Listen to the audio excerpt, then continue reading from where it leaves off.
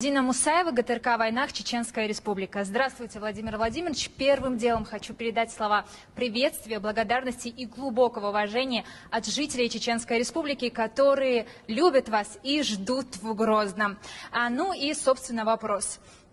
Как мы знаем, собственно, вопрос, Чеченская Республика сегодня один из развитых и безопасных регионов.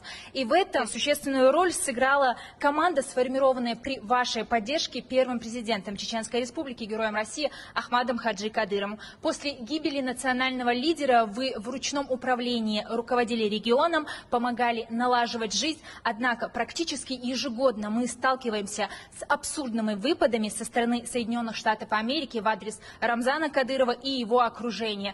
Также глава региона несколько раз попадал под санкции, также и его дети, и супруга. И вот недавно ряд чеченских чиновников, спортивные организации и благотворительный фонд имени нашего первого президента.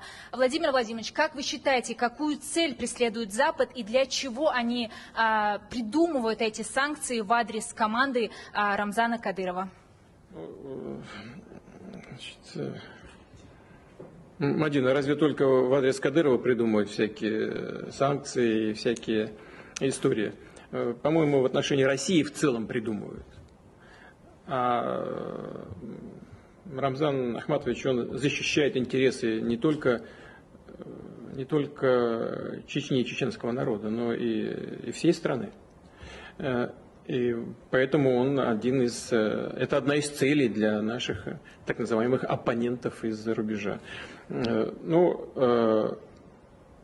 Здесь нет ничего особенного, ничего необычного. Я знаю, что и Рамзан Ахматович относится к этому философски. У меня некоторые мои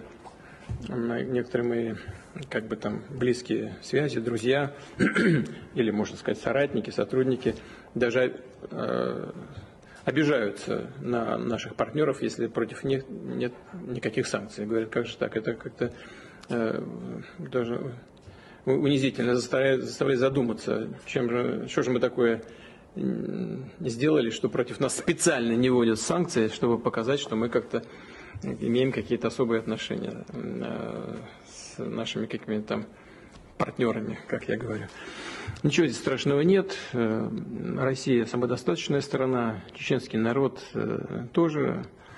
Чечня развивается, несмотря на тяжелые раны середины 90-х годов, развивается достаточно быстро под руководством уже новой команды, достаточно молодой команды. И я знаю Рамзана Ахматовича, знаю хорошо. Вся его жизнь посвящена Чечне, чеченскому народу и России. Поэтому я желаю ему и всем вам всего самого доброго.